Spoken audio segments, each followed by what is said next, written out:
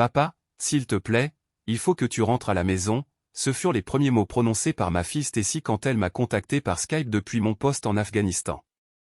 Sa voix tremblait d'urgence. Qu'est-ce qui ne va pas, chérie? C'est maman, ai-je demandé, sentant déjà que quelque chose n'allait pas du tout. Papa, même avec la mauvaise qualité vidéo, je pouvais voir les larmes couler sur son visage. Elle voit un autre homme. Mon cœur s'est serré. Ma femme depuis 18 ans, Cathy, avait toujours été la pierre angulaire de notre famille. Elle nous était si dévouée, à Stacy et à moi. Comment cela pouvait-il arriver? Chérie, comment sais-tu ça? Tu te trompes sûrement. Elle sort avec lui 2 ou 3 soirs par semaine. Parfois, elle ne rentre pas avant 2 ou 3 heures du matin. Ce matin, elle n'est pas rentrée avant presque 7 heures. Papa, j'ai peur. J'ai dégluti difficilement, essayant de réprimer la bile qui montait dans ma gorge. Sais-tu qui est cet homme, Stacy? Je crois que son nom est Donald quelque chose. Donald Conley? Oui, c'est lui. Mon estomac s'est noué. Donald Conley était le maire de notre ville, et Cathy avait travaillé sur sa campagne électorale. Ça commençait à prendre sens, mais j'ai essayé de me convaincre qu'il y avait peut-être une explication raisonnable. Es-tu sûr, chérie? Je l'ai vu une fois quand il est venu chercher maman. Il est grand, plutôt mince, avec des cheveux courts noirs et gris. Il conduit une voiture de luxe, parfois même une limousine. Tout concordait. Cathy avait mentionné des événements liés à la campagne, mais pourquoi rentrait-elle si tard? Quelque chose n'allait pas, j'ai besoin de toi ici, papa. Rentre à la maison, s'il te plaît, a supplié Stacy. Chérie, je vais voir ce que je peux faire, mais quoi qu'il arrive, ne dis rien à ta mère. Je ne le ferai pas, papa, mais s'il te plaît, dépêche-toi avant que quelque chose de vraiment grave n'arrive. Je ferai de mon mieux. Je t'aime, Stacy. Je t'aime aussi, papa. Je m'appelle Robert Crawford. J'ai 42 ans, je suis spécialiste en conception pour une grande entreprise d'électronique et major dans la garde nationale. C'est pourquoi je suis actuellement en poste en Afghanistan pour une mission d'1 an. Je suis marié à Cathy, l'amour de ma vie, depuis 18 ans. Ensemble, nous avons une incroyable fille de 15 ans, Stacy. Cathy a 40 ans mais semble beaucoup plus jeune. C'est la plus belle femme que j'ai jamais connue, mesurant 1m68, avec une silhouette fantastique qui s'est même améliorée après la naissance de Stacy. Ses cheveux châtains foncés lui tombent sur les épaules et ses yeux bruns chaleureux pétillent quand elle sourit, un sourire qui venait si naturellement et si fréquemment. Je n'avais jamais eu le moindre doute sur sa loyauté, même quand j'étais déployé. Notre mariage avait toujours été solide, aimant et épanouissant à tous égards. Alors, qu'est-ce qui n'allait pas? Je n'en avais aucune idée. J'ai rempli les documents nécessaires pour 30 jours de congé familial d'urgence. 26 heures plus tard, je me suis retrouvé à l'aéroport de ma ville natale, louant une voiture et me dirigeant vers la maison. Au moment où j'ai atteint le quartier, c'était le vendredi soir et le soleil de la mi-novembre s'était déjà couché. Les réverbères projetaient une faible lueur presque sinistre sur les maisons autour de moi. Je me suis garé à un demi-pâté de maison de chez moi et j'ai observé de loin. Les lumières étaient allumées dans le salon, la cuisine et la suite parentale à l'étage. D'où j'étais assis, je pouvais voir Cathy passer devant la fenêtre de l'étage à plusieurs reprises. On aurait dit qu'elle se préparait à sortir. J'ai appelé le portable de Stacy. Elle a décroché après 3 sonneries, sa voix douce et tremblante. Papa, c'est toi. Oui, chérie.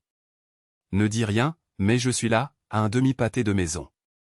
Oh papa, merci. Je pouvais entendre sa voix se briser et elle a commencé à pleurer. Ta mère sort ce soir, ai-je demandé. Je crois que oui. Elle est dans sa chambre depuis plus d'1 heure. J'ai entendu la douche et maintenant je l'entends fredonner. On dirait qu'elle se prépare pour quelque chose. Oui, je suppose. Sa voix s'est abaissée. Ça me rend malade, papa. Pourquoi nous fait-elle ça? Je ne sais pas, Stacy. Et ta mère ne le sait peut-être pas non plus.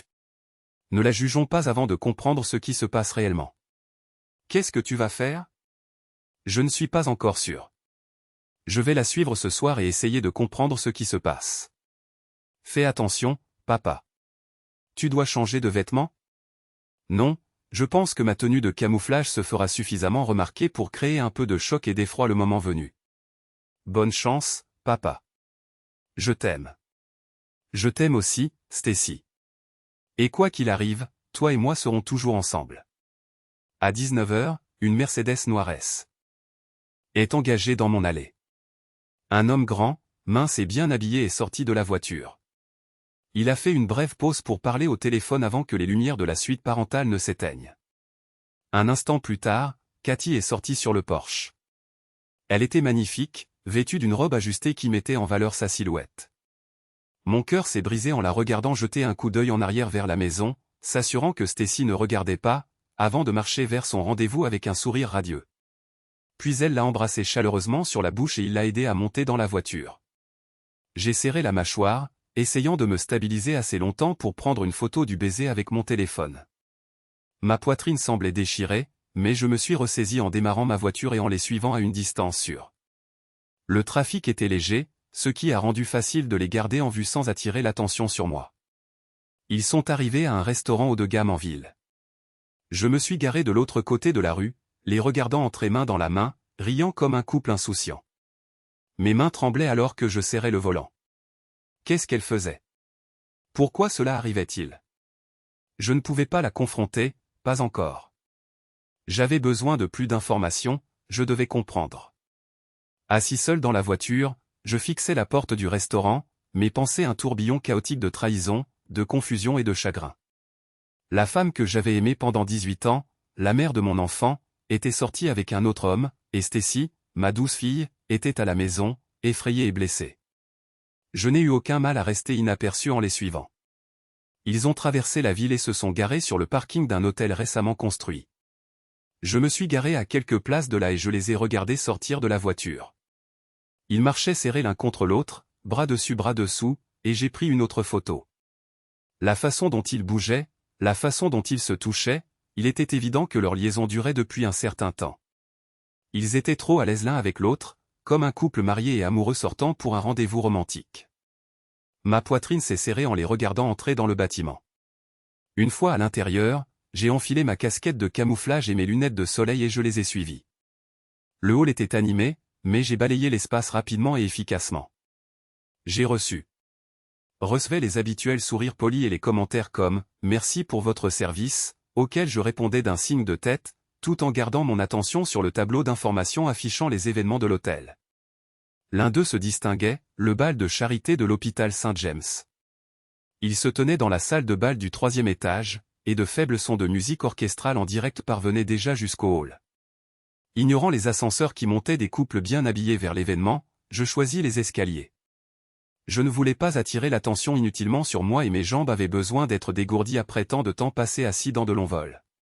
Une fois au 3e étage, je suivis le son de la musique jusqu'à trouver la salle de bal. Je passai devant l'entrée lentement, jetant un coup d'œil à l'intérieur.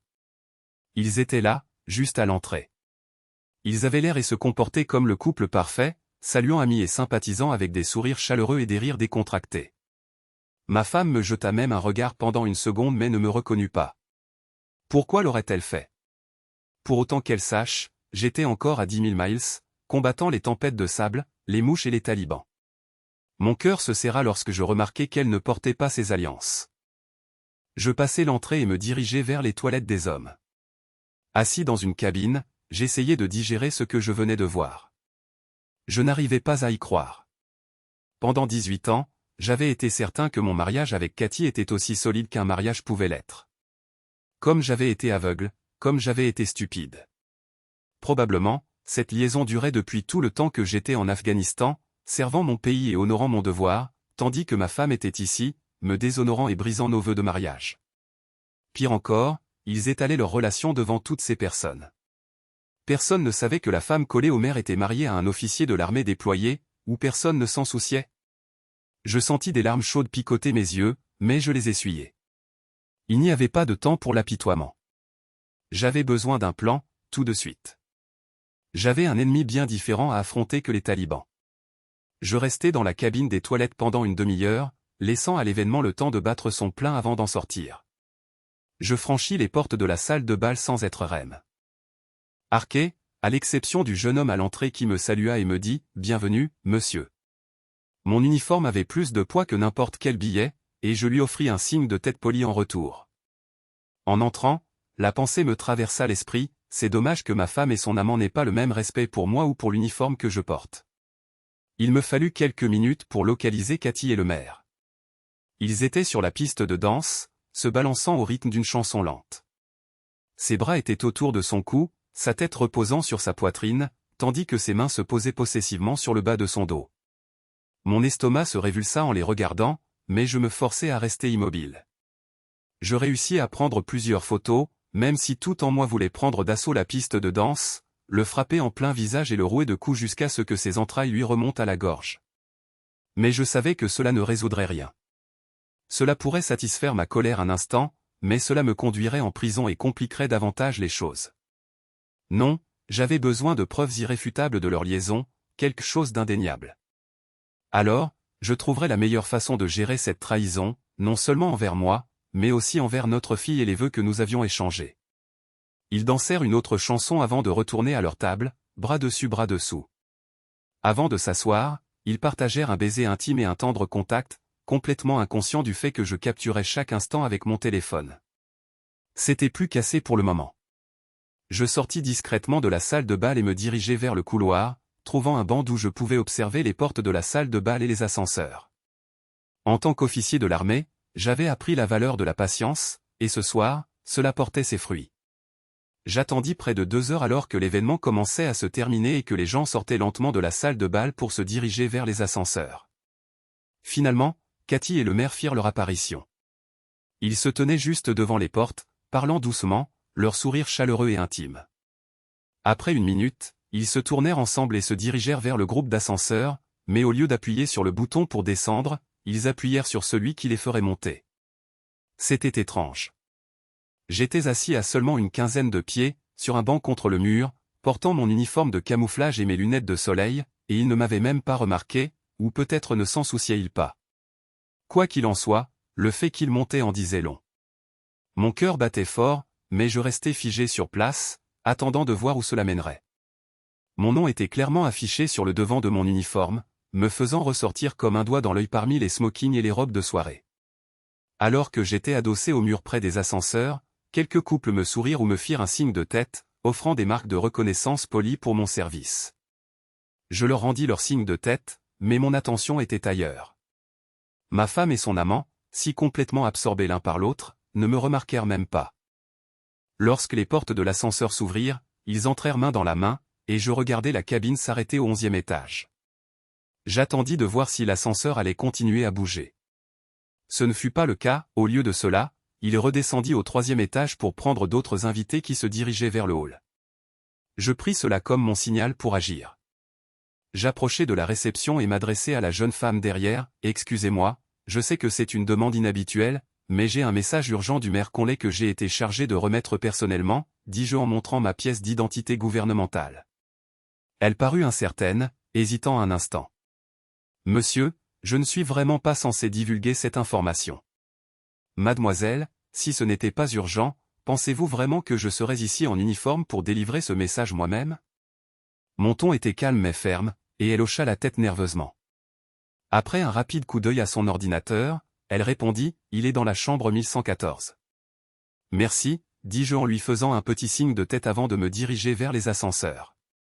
Une fois au 11e étage, je suivis les panneaux indiquant les chambres 1101 à 1134. En passant devant la 1114, je jetai un coup d'œil pour m'assurer que personne d'autre n'était dans le couloir. Puis je m'approchai et pressai mon oreille contre la porte. De douces conversations, c'était tout ce que j'entendais, rien d'incriminant, mais c'était suffisant pour confirmer qu'ils étaient à l'intérieur. Je m'éloignai dans le couloir et trouvai la cage d'escalier. Sachant que la porte pourrait se verrouiller derrière moi, je coince. Et mon mouchoir entre le loquet et l'encadrement, le laissant là. La porte était légèrement entr'ouverte. Je vérifiai ma montre, minuit. Stacy m'avait dit que sa mère rentrait généralement entre 2h et 3h du matin, et une fois aussi tard que 7h du matin. Je me préparais donc à une longue attente. Mon entraînement militaire m'avait appris la patience et cela portait ses fruits une fois de plus. Par la petite fenêtre de la porte de la cage d'escalier, j'avais une vue dégagée sur la chambre 1114 et je serais prêt au moment où il partirait. Alors que j'étais assis là, à attendre, mon esprit était inondé d'images que je ne voulais pas voir. Je l'imaginais avec lui, leurs corps enlacés, ses mains sur elle de manière qui était censée être les miennes seules. Mon cœur n'était pas seulement brisé, j'avais l'impression que toute ma vie s'engouffrait dans un abîme sombre rempli de douleur, de rejet et d'humiliation. J'essayais de me concentrer sur Stacy, me rappelant que je devais rester fort pour elle. Mais la certitude que ma femme, la femme que j'aimais et à qui je faisais confiance de toutes mes fibres, se donnait à un autre homme à cet instant même, me submergea. Vers 1h30 du matin, je sortis de la cage d'escalier et pressai mon oreille contre leur porte à nouveau. Cette fois, j'entendis de faibles gémissements, suivis par la voix inimitable de ma femme, essoufflée et désespérée, « Oui. Oh mon Dieu, oui. Fais-le-moi, donc, fais-le-moi fort comme ça. Tu es si bon. » Puis vint le cri, un cri que j'avais entendu d'innombrables fois auparavant, un cri qu'elle poussait toujours quand elle atteignait l'orgasme avec moi. Les larmes coulaient sur mon visage alors que je titubais vers la cage d'escalier, ma poitrine se soulevant d'angoisse. Je restais là, affalé contre le mur, à attendre. Je savais qu'il ne leur faudrait pas longtemps avant de quitter leur petit nid d'amour. À 2h du matin, je sortis de la cage d'escalier pour la dernière fois et me postai contre le mur devant leur chambre. Mon téléphone était réglé pour enregistrer des vidéos et j'étais prêt. 15 minutes plus tard, j'entendis la chaîne être retirée de la porte, suivie du doux déclic de son ouverture. J'appuyai sur enregistrer. Ils sortirent ensemble. Son bras était drapé protecteur autour de ses épaules et elle se penchait contre lui, souriante. Cathy semblait fraîchement lavée, ses cheveux nets, son visage rayonnant. Donald Conley avait l'air suffisant, clairement satisfait de lui-même. Ils partagèrent un bref baiser avant de se diriger vers les ascenseurs. « Comment s'est passée la baise, Cathy » demandai-je, ma voix calme mais empreinte d'une froide fureur. « On dirait que vous vous êtes bien amusé. » Cathy se figea, ses yeux rivés sur moi et son visage devint pâle. Sa main vola à sa poitrine alors qu'elle s'écriait « Oh Bob, non. Oh mon Dieu, s'il te plaît, non. Ça ne peut pas arriver. Tu n'étais pas censé voir ça. » Ses jambes la lâchèrent et elle s'effondra à genoux, en sanglots. Il fallut un instant de plus à son amant pour comprendre qui j'étais. Quand il le fit, son expression passa de la confusion à l'alarme. « Eh, mec, ce n'est pas ce que ça a l'air, » balbutia-t-il. Elle m'aidait juste avec ma nouvelle campagne. « Oui, je vois ça, » répondis-je, ma voix ferme. La baiser et détruire son mariage doit faire partie de votre nouvelle stratégie de campagne. Je me demande ce que les électeurs penseront quand ils verront les gros titres sur le maire qui couche avec la femme d'un officier de l'armée pendant qu'il défend son pays à l'étranger. Attendez une minute, il n'y a pas eu de sexe, dit-il rapidement, se tournant vers Cathy. Dis-lui, Cathy. Je ris amèrement. Ne me prenez pas pour un imbécile, monsieur le maire. J'ai vu les baisers chez moi, la danse au bal et j'ai tout entendu à travers cette porte. Fais-moi donc, fais-le-moi fort, ça vous dit quelque chose ? Son visage devint écarlate, mais je n'avais pas fini. Félicitations, vous avez gagné. Elle est toute à vous maintenant. Je suis sûr que vous êtes tous les deux très fiers de ce que vous avez fait, en vous faufilant derrière mon dos pendant que j'esquivais les balles et que j'avalais du sable à 10 000 miles de là. Lâche, vous deux. Cathy me fixa, stupéfaite, sa bouche s'ouvrant et se fermant comme si elle voulait dire quelque chose mais ne trouvait pas les mots. Je tournai mon regard vers elle une dernière fois. Tu n'étais pas juste ma femme, Cathy, tu étais censée être ma partenaire, ma famille. Stacy est au courant de ça, au fait. J'espère que tu es prête à lui expliquer pourquoi tu l'as choisi, lui, plutôt que nous. Ma femme était agenouillée en un tas sur le sol, sanglotant de manière incontrôlable, incapable de me regarder. Ne te dérange pas de rentrer à la maison ce soir, Cathy, dis-je froidement. Passe la nuit avec ton amant. Je vais réconforter notre fille. Lundi, je déposerai une demande de divorce juste après avoir fait. It savoir aux médias quel genre de mère cette ville a à sa tête. J'ai 30 jours de permission d'urgence, alors reste à l'écart jusqu'à mon retour. Après ça, tu pourras décider comment continuer le reste de ta vie. Bob, s'il te plaît, l'entendis-je murmurer à travers ses larmes. S'il te plaît quoi, Cathy ? S'il te plaît, te pardonner d'avoir couché avec un autre homme pendant tout le temps où j'ai été déployé, peut-être même plus longtemps. S'il te plaît, ne dis pas à notre fille ce que tu as fait. Elle sait déjà, Cathy. C'est elle qui m'a appelé et m'a supplié de rentrer à la maison. Cathy haleta, son visage s'effondrant davantage alors que le poids de mes mots la frappait. Je ne sais pas pourquoi je l'ai fait. Moi non plus, dis-je en la coupant. Mais j'espère que vous deux, vous êtes amoureux, parce que tout ce qu'il vous reste maintenant, c'est l'un l'autre. Je me tournai vers l'ascenseur et commençai à m'éloigner. Je suis désolé, Bob, gémit-elle derrière moi. Désolé pourquoi, Cathy, demandai-je en me retournant pour lui faire face. Désolé que je l'ai découvert? Désolé que je vous ai pris sur le fait? Désolé d'avoir gâché votre petite mise en scène parfaite en tant que reine de la haute société de la ville? Je vous ai observés tous les deux depuis que vous avez quitté notre maison ce soir, du moment où tu es monté dans sa voiture au moment où vous êtes sorti de cette chambre. Je n'ai pas vu la moindre trace de remords ou de regret sur ton visage. Bien au contraire, tu avais l'air plus heureuse que je ne t'avais vue depuis des années. Je fis une pause, ma voix devenant plus froide. Passe une bonne vie, Cathy. En fait, rature ça. Crevez tous les deux. J'entrai dans l'ascenseur et appuyai sur le bouton du hall, la laissant sangloter sur le sol. Quand je suis rentré à la maison, Stacy m'attendait, son visage pâle et rougi d'avoir pleuré. Dès qu'elle me vit, elle courut dans mes bras et me serra fort. « Oh papa, tu m'as tellement manqué. Je suis si content que tu sois à la maison. Tu m'as manqué aussi, ma chérie, plus que tu ne peux l'imaginer. » Elle recula légèrement, me regardant avec des yeux remplis de larmes. « Tu les as trouvés, papa? Maman et le maire? » Oui, ma chérie, je les ai trouvés, et je suis désolé de dire que tu avais raison. Je ne pense pas que ta mère rentrera à la maison avant un bon bout de temps. Je m'en fiche, papa, dit-elle amèrement, sa voix tremblante de colère. Elle m'a ignoré presque tous les jours depuis que tu es parti. S'il te plaît, emmène-moi avec toi quand tu partiras. Je soupirai et la serrai contre moi. Chérie, j'aimerais pouvoir le faire, mais je dois retourner en Afghanistan dans 1 mois.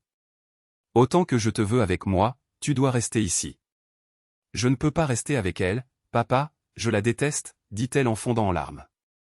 Non, Stacy, quoi que ta mère ait pu me faire ou à notre mariage, elle reste ta mère.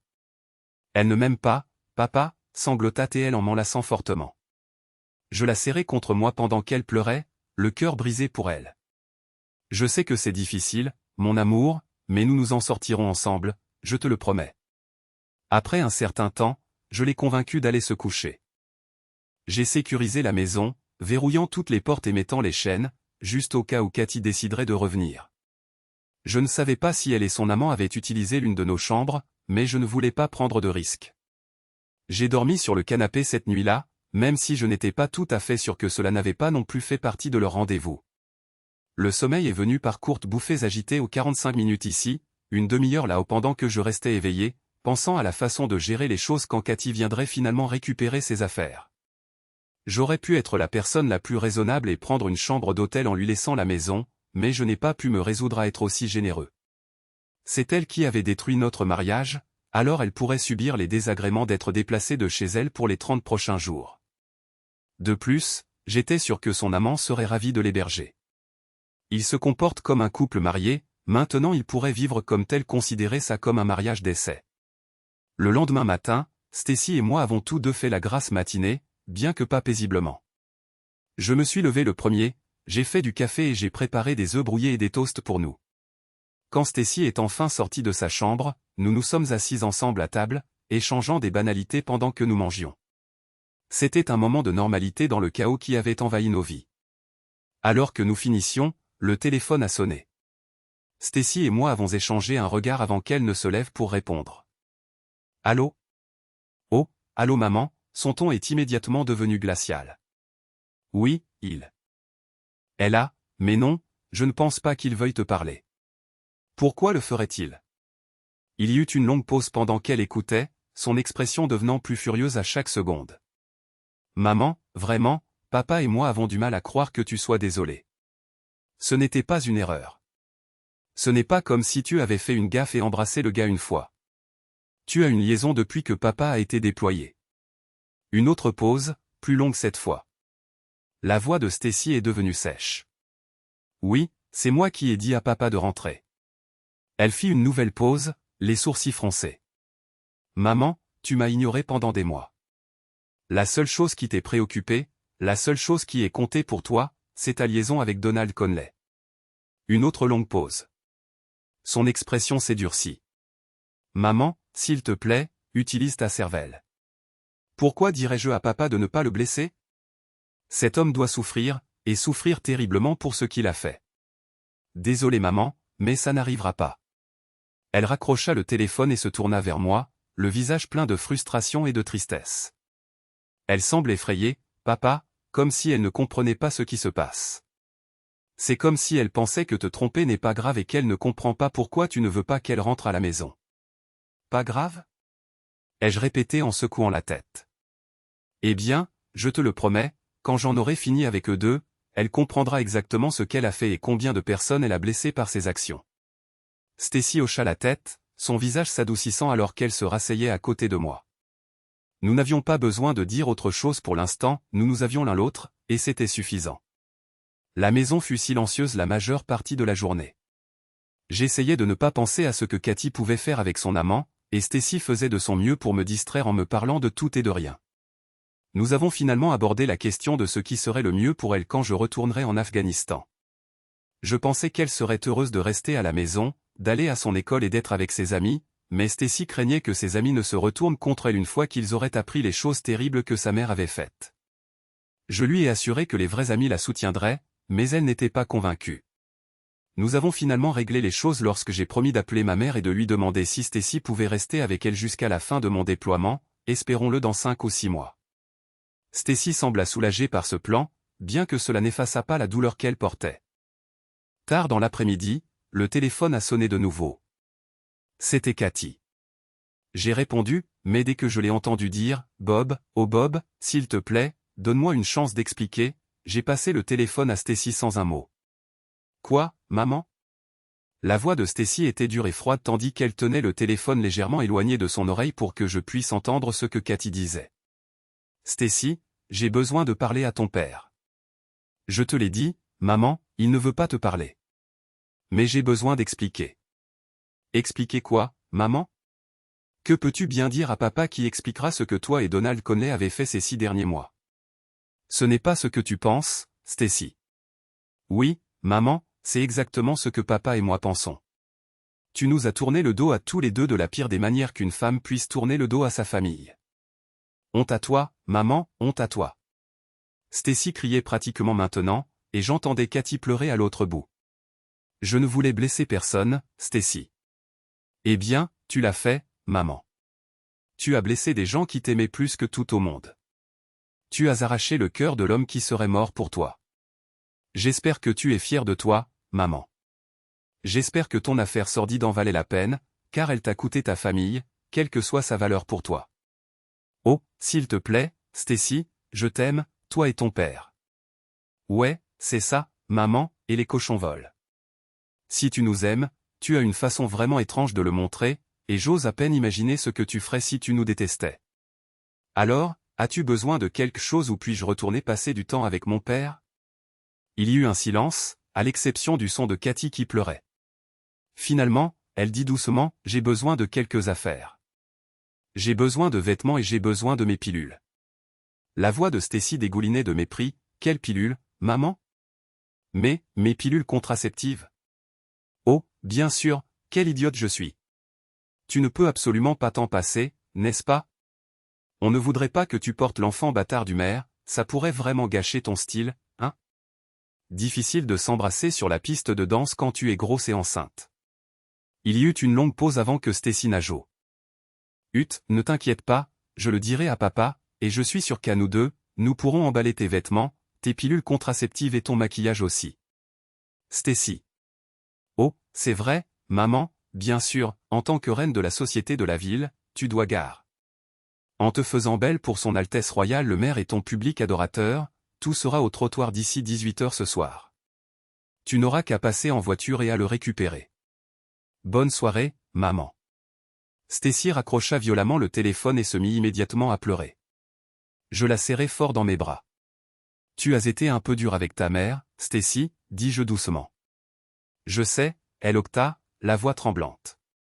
Je n'en suis pas fier, mais je suis tellement en colère, je n'ai pas pu m'en empêcher. Il fallait que ça sorte. Je sais, ma chérie, je sais. Je l'embrassai sur le haut de la tête. Nous allons nous en sortir, Stacy. Nous ne les laisserons pas gagner. Je la serrai de nouveau dans mes bras, puis la laissai se calmer pendant que j'allais rassembler les affaires que sa mère avait demandées. Une fois cela fait, je me dirigeai vers mon bureau pour réfléchir. Il y avait tant de choses que je devais faire dans les prochains jours, et mon entraînement militaire prit le dessus, me permettant de compartimenter et de me concentrer sur les tâches à accomplir. C'était une bataille, et j'allais la traiter comme telle. Les aspects logistiques habituels étaient faciles, trouver un bon avocat spécialisé dans les divorces, annuler nos cartes de crédit conjointes, ouvrir de nouveaux comptes à mon nom et à celui de Stacy, changer les bénéficiaires de mon assurance vie et de mes plans de retraite pour Stacy, et transférer la moitié de l'argent de nos comptes courants et d'épargne vers des comptes accessibles uniquement à nous deux. La partie la plus difficile était de trouver comment traiter avec le maire Conley. Il devait être puni, non seulement pour ce qu'il m'avait fait, mais aussi pour ce qu'il avait fait à ma famille. Et cette punition devait être publique et absolue. Il devait être démasqué comme la crapule lâche et voleuse de femmes qu'il était vraiment. À 20h ce soir-là, une partie de la solution à ce problème vint sous la forme d'un appel téléphonique. Je décrochai à la deuxième sonnerie. « Résidence Crawford », dis-je sèchement. « Robert Crawford ?» La voix à l'autre bout était inconnue. « C'est bien le major Robert Crawford ?» J'hésitai un instant avant de répondre « Oui, c'est exact, major Crawford. Mon nom est Ryan Sims. Je suis conseiller municipal ici et un ami du maire Conley. Je me demandais si je pouvais vous parler de ce petit malentendu impliquant vous, votre femme et le maire la nuit dernière, continua la voix au téléphone. Petit malentendu ? C'est la version officielle de la ville concernant le scandale sexuel entre ma femme et Donald Conley au Ritz jusqu'à 2h du matin ce matin ? Demandai-je, ma voix glaciale. Doucement, doucement, il n'y a pas besoin d'un tel langage, dit l'homme avec onctuosité. Nous parlons juste d'une petite fête tardive entre deux adultes consentants qui ont peut-être un peu trop bu et se sont laissés emporter. Je suis sûr que si nous en parlons, nous pourrons tout arranger. Il n'y a rien à discuter. Votre mère Conley a couché avec ma femme pendant les 6 derniers mois pendant que j'étais en Afghanistan, et la nuit dernière, je les ai pris sur le fait. Il y eut une pause avant que l'homme ne réponde, son ton calculé. Je comprends à quel point cela doit être troublant pour vous, Major, mais j'espère que nous pourrons trouver un moyen de résoudre cela dans l'intérêt de tous. Tous ? Ma seule préoccupation est ma fille. Quant au reste d'entre vous, vous pouvez tous aller au diable. Je suis désolé que vous ressentiez cela, Major. Le maire est un homme puissant dans cette communauté, et tout ce qui pourrait le discréditer ou le faire mal paraître pourrait entraîner, disons, des conséquences négatives pour quiconque en serait la cause. Je me raidis. Êtes-vous en train de me menacer ? Je dis juste les choses comme elles sont, Major. Je détesterais qu'il arrive quelque chose à vous ou à quiconque vous tenez à cœur. Expirant lentement, je me penchai en arrière dans ma chaise et m'assurai que ma voix était posée et mortelle. Laissez-moi vous dire quelque chose, conseiller, et je vous suggère fortement d'écouter attentivement. J'ai passé les 6 derniers mois à affronter les talibans, à les rencontrer à chaque tournant et à remplir leur vie de douleur et de souffrance. Ne pensez pas une seconde que je vais reculer devant un combat avec un maire minable, crapule et voleur de femmes d'une ville qui figure à peine comme un point sur la carte de l'État. Vous et votre puissante amie n'avez aucune idée du genre d'adversaire à qui vous avez affaire. Je me fiche de l'influence que vous pensez avoir. Si vous vous en prenez à moi, vous vous frottez au diable. Je fis une pause pot. Laissez les mots s'imprégner. C'est quelque chose que ma future ex-femme a oublié de mentionner avant de s'impliquer avec Conley. Vous avez peut-être de l'argent et de l'influence, conseiller, mais moi, j'ai chaque homme et chaque femme dans un rayon de 100 miles qui a servi dans les forces armées des États-Unis. Voyez-vous, nous n'apprécions guère les hommes qui exploitent la femme d'un soldat pendant qu'il est à l'étranger, risquant sa vie pour son pays. En fait, nous les détestons et les abhorrons. Il y eut un silence sur la ligne, alors j'ajoutai, voici un conseil, conseiller Sims, retirez-vous de cette situation et éloignez-vous le plus possible de Conley, car sinon, vous pourriez bien vous retrouver grillé par le feu qui est sur le point de s'abattre sur votre bon ami. Le conseiller s'éclaircit la gorge nerveusement. Major, il y a sûrement une somme d'argent, disons une grosse somme, qui pourrait changer de main et aplanir cet incident regrettable ? Quelque chose pour arranger les choses ? J'ai failli rire. Il n'y a pas de sentiment blessé à apaiser ici, conseiller. Il n'y a qu'une rage froide et accablante. Et que ce soit clair, il n'y a pas assez d'argent à Fort Knox pour que cela disparaisse. La seule façon pour que cela se termine à ma satisfaction est de voir Conley et ma femme ressentir tout le poids de la douleur qu'ils ont causée à ma fille et à moi. Vous pouvez leur transmettre ce message à tous les deux. Dites-leur de profiter de tout le sexe qu'ils peuvent maintenant, car bientôt ils pourraient ne plus en avoir envie. Du moins pas l'un avec l'autre. Le conseiller semblait de plus en plus désespéré. Major, écoutez. Quand ça va se savoir, ça va exploser d'une manière que vous ne pouvez pas imaginer.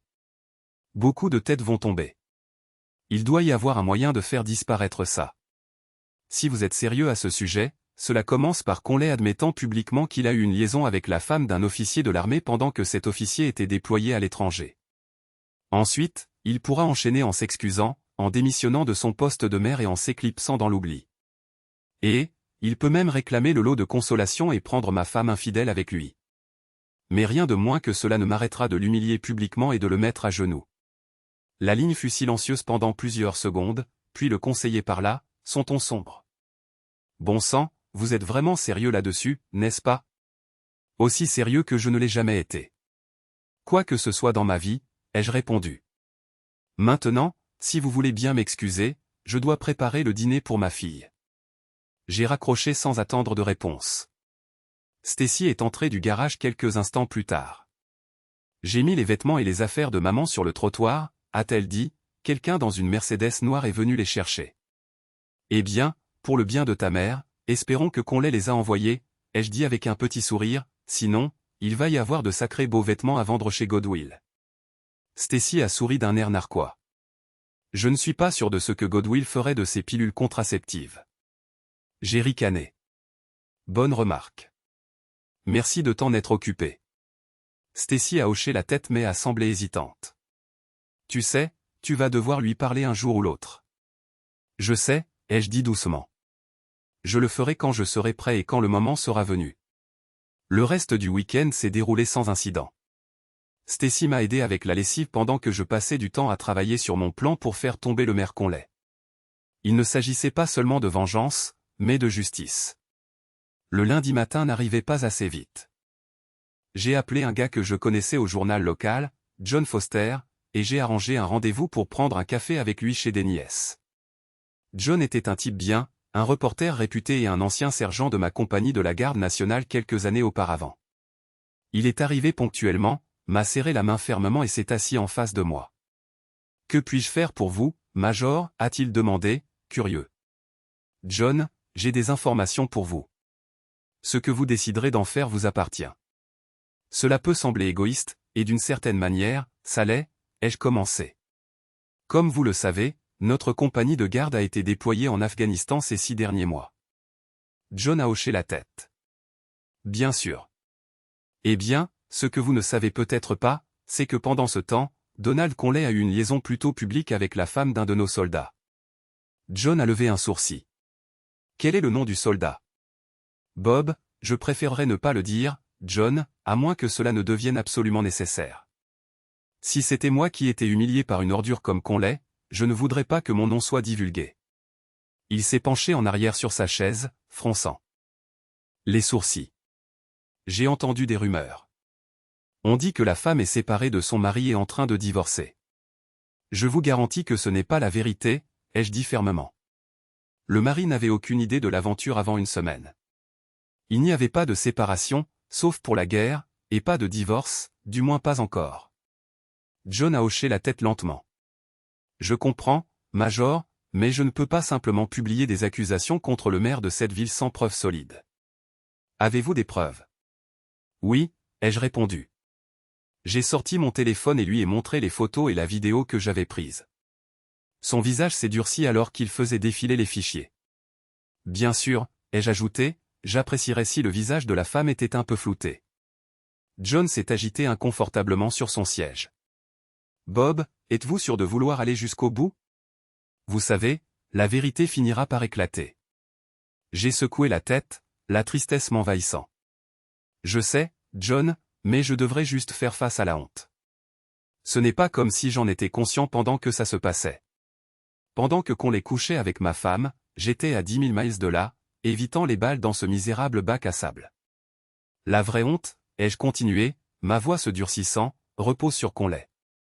Tu es l'un des nôtres, John, tu sais à quel point c'est une trahison de profiter de la femme d'un soldat pendant qu'il est outre-mer, en danger.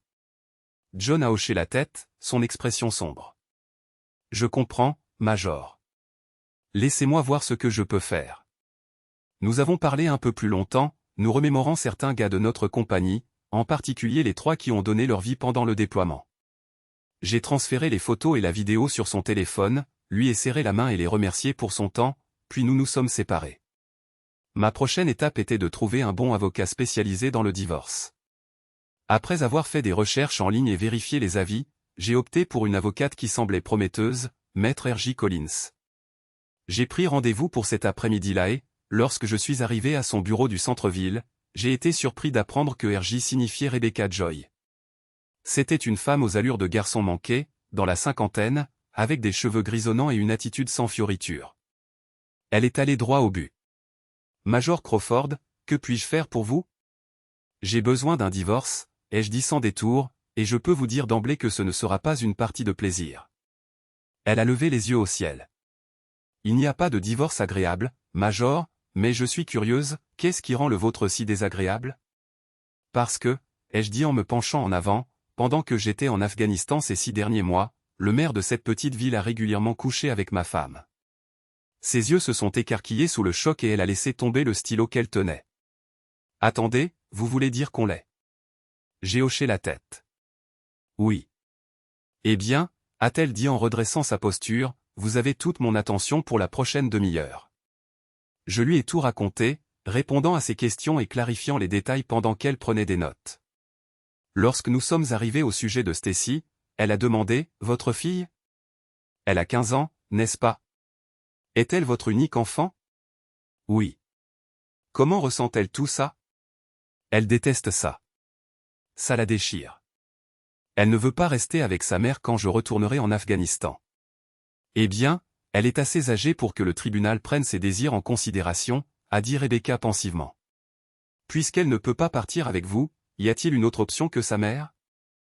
Ma mère, ai-je dit. Je l'appellerai pour voir si elle peut prendre Stacy jusqu'à la fin de mon déploiement. Je suis sûr qu'elle serait ravie d'avoir sa petite fille chez elle pendant un certain temps. Rebecca a hoché la tête. Ça semble être un plan solide. Nous avons passé le reste de l'heure à discuter de nos finances et de nos biens. Rebecca m'a conseillé de parler à Cathy pour voir s'il y avait une chance de nous réconcilier, mais je lui ai dit que non. Si vous aviez vu la façon dont ils se sont regardés, vous comprendriez pourquoi Cathy et moi ne pouvons pas laisser ça derrière nous. J'ai besoin que ces papiers soient prêts à être signifiés dès que possible. Une autre semaine s'est écoulée. Pendant ce temps, Cathy a appelé la maison 5 fois. Chaque fois, elle suppliait de me parler, et chaque fois, je lui disais que je lui ferais savoir où et quand, mais je gardais les conversations brèves. Ces appels ne me perturbaient plus. J'étais concentré sur les prochaines étapes. Mon plan était en marche et les pièces se mettaient en place. Cathy et Conley pensaient pouvoir détruire ma famille et s'en sortir indemnes. Ils étaient sûrs. Le point d'apprendre à quel point ils se trompaient.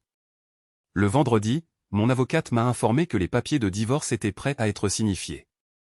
Elle avait juste besoin de savoir quand et où. Je lui ai dit que j'inviterais Kat. J'avais arrangé qu'elle soit à la maison le lundi suivant à 14 h, pendant que Stacy était à l'école et qu'elle pourrait être signifiée.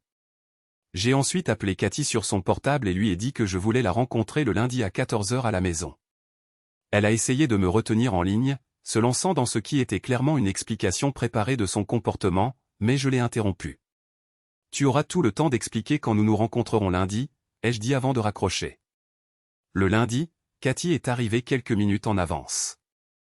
Nous nous sommes assis à la table de la cuisine. La revoir m'a fait mal au cœur. Elle était magnifique, trop magnifique. C'était un cruel rappel de la femme que j'avais aimée autrefois, la femme que je croyais connaître. Un café, ai-je proposé. Non, juste de l'eau, s'il te plaît. Je lui ai versé un verre et l'ai posé devant elle, puis je me suis penché en arrière dans ma chaise. Je sais que tu veux expliquer certaines choses et je vais te donner l'occasion de le faire. Merci, Bob, a-t-elle dit doucement, mais j'ai continué, l'interrompant. Avant que tu ne commences, je dois te dire quelque chose. Dans un petit moment, quelqu'un va arriver pour te signifier les papiers du divorce. Son visage est devenu pâle. Pourquoi, Bob? Je ne veux pas de ça.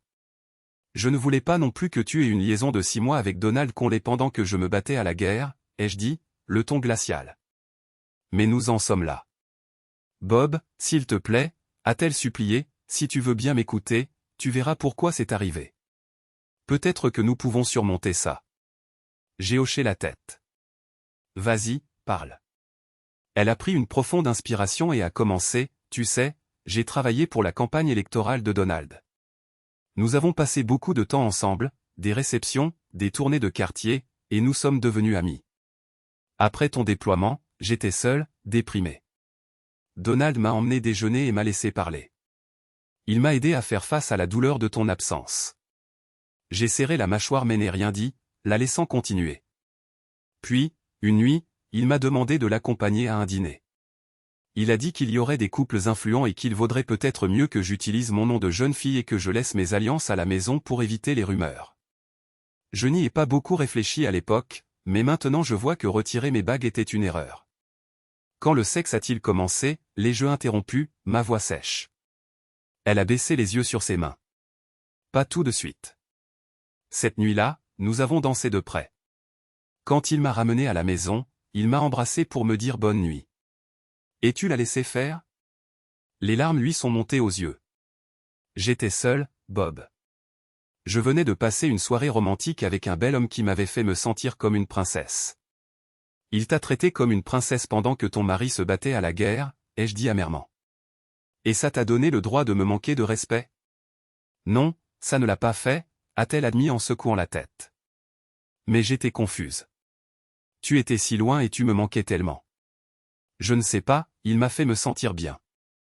J'ai hoché la tête, l'incitant à continuer. Nous sommes allés dîner plusieurs fois par semaine après cela, et à de plus en plus d'événements. Je commençais à m'amuser tellement avec lui que cela me faisait moins te manquer. Le sexe, ai-je demandé. Elle a de nouveau baissé les yeux sur ses mains.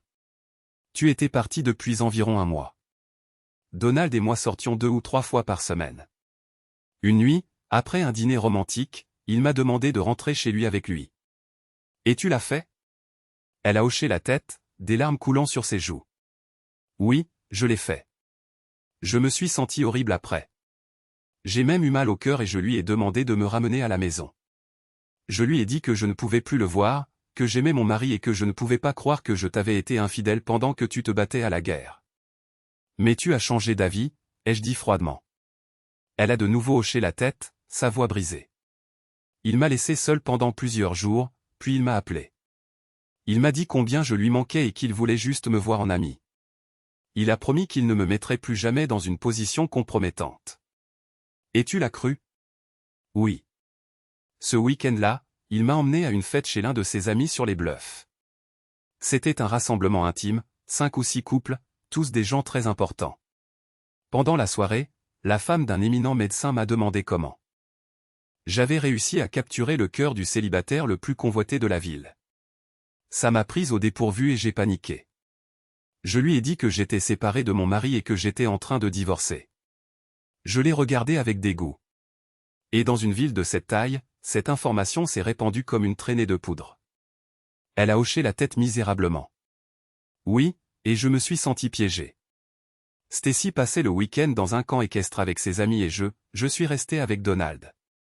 Et le reste appartient à l'histoire. J'ai fini pour elle. Oui, a-t-elle murmuré. Bob, j'ai le cœur brisé par ce que je t'ai fait, à toi et à Stacy. C'est la pire chose que j'ai jamais faite de ma vie et je donnerais n'importe quoi pour l'annuler. Mais tu ne peux pas, ai-je dit, ma voix froide et insensible. Non, je ne peux pas, a-t-elle admis.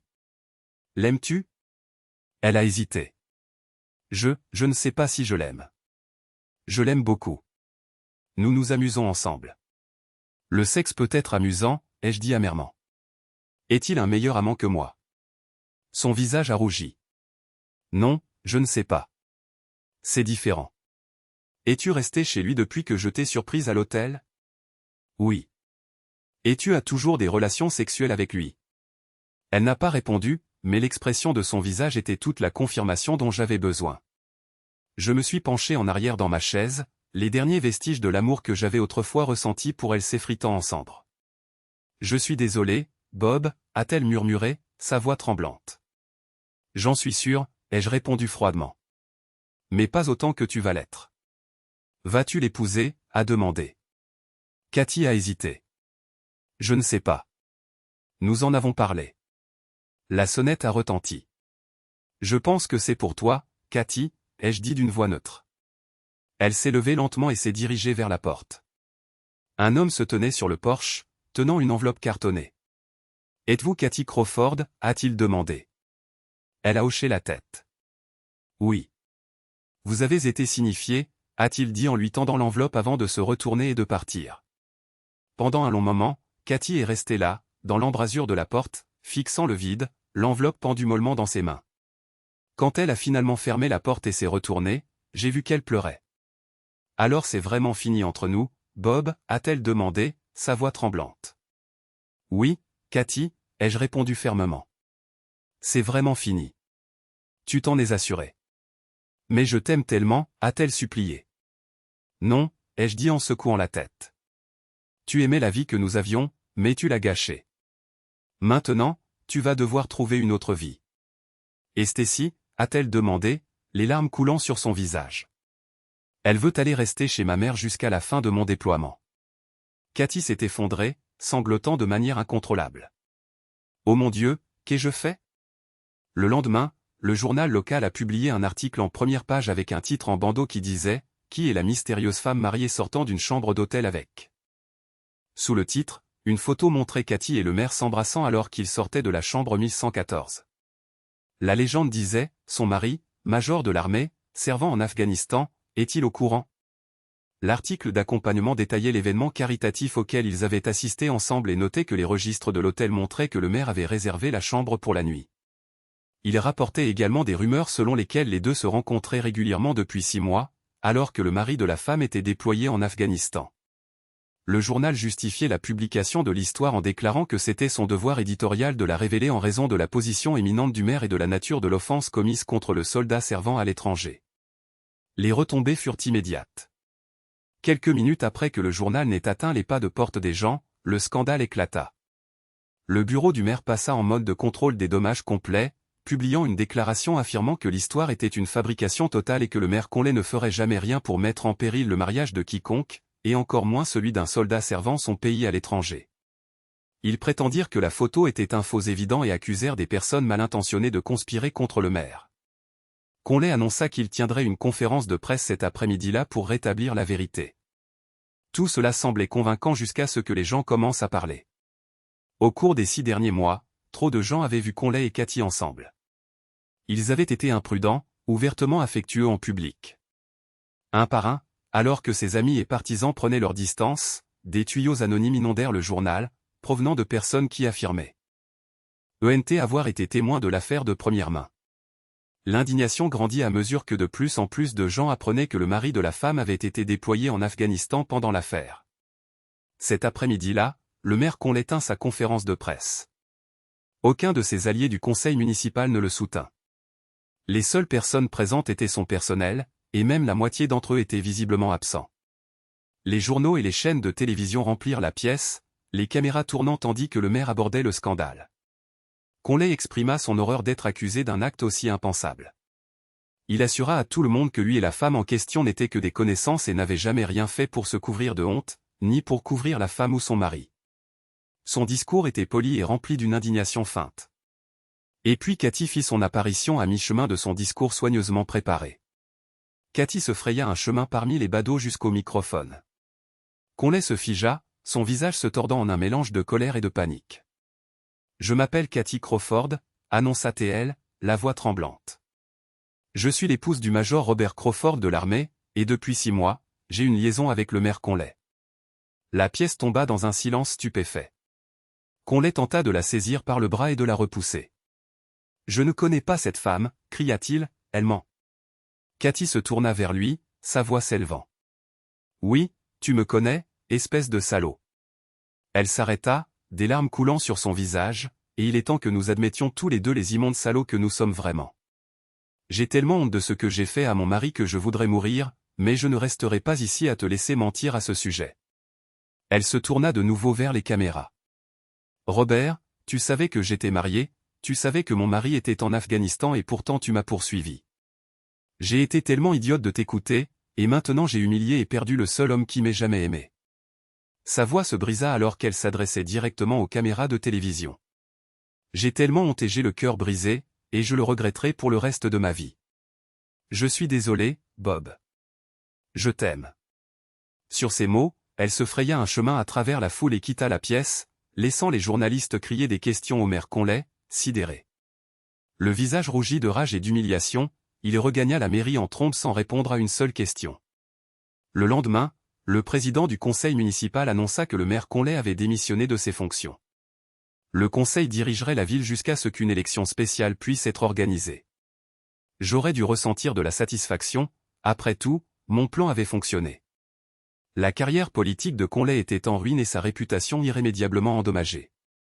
Mais tout ce que je ressentais était un vide profond et creux. J'ai passé autant de temps que possible avec Stacy pendant le reste de ma permission. Elle était mon ancre, la seule chose qui m'empêchait d'être complètement englouti par la solitude. Avant de retourner en Afghanistan, j'ai permis à Cathy de ramener certaines de ses affaires à la maison, pour le bien de Stacy. Mais Stacy et moi ne sommes pas restés, nous avons fait nos valises et sommes allés chez ma mère, à 60 miles de là. J'ai inscrit Stacy dans une nouvelle école et je lui ai promis que je reviendrais la chercher dès que mon déploiement serait terminé. Elle m'a serré fort dans ses bras, les larmes aux yeux, et j'ai su que la laisser serait l'une des choses les plus difficiles que j'aurais à faire. La semaine suivante, j'étais dans un avion de retour pour l'Afghanistan. Mon cœur était lourd de colère, une colère qui brûlait suffisamment fort pour me maintenir concentré. Je comptais déverser chaque once de cette colère sur l'ennemi qui se cachait dans le désert. Qu'est-il arrivé à Cathy? Quelques semaines après mon départ, elle a emménagé avec Conley. Tous deux ont quitté la ville peu après, fuyant la honte et le scandale public qui les avait consumés. Je ne me souciais pas assez de savoir où ils étaient allés ou ce qu'ils étaient devenus. Cathy était un chapitre de ma vie que je n'avais pas l'intention de rouvrir. Suis-je revenu d'Afghanistan? Oui, mais pas sans cicatrice. Lors d'une embuscade tardive dans mon déploiement, j'ai été gravement blessé et j'ai perdu ma jambe gauche. L'expérience a changé ma vie de plus de façons que je n'aurais pu l'imaginer. La convalescence fut brutale, tant physiquement qu'émotionnellement, mais je m'y suis battu pour Stacy. Je lui devais bien ça. Aujourd'hui, je travaille comme consultant en conception spéciale pour une grande entreprise d'électronique, utilisant mes compétences pour nous bâtir un avenir meilleur. Stacy est mon roc, ma raison de continuer à avancer. Nous vivons ensemble et, bien que la vie ait ses défis, nous avons construit quelque chose de solide, juste nous deux. De temps en temps, je prends la parole lors d'événements et devant des groupes sur les défis auxquels les soldats sont confrontés lorsqu'ils servent à l'étranger. La douleur de la trahison, les cicatrices de la guerre et la lutte pour reconstruire ma vie m'ont appris plus sur la résilience que je n'aurais jamais cru possible.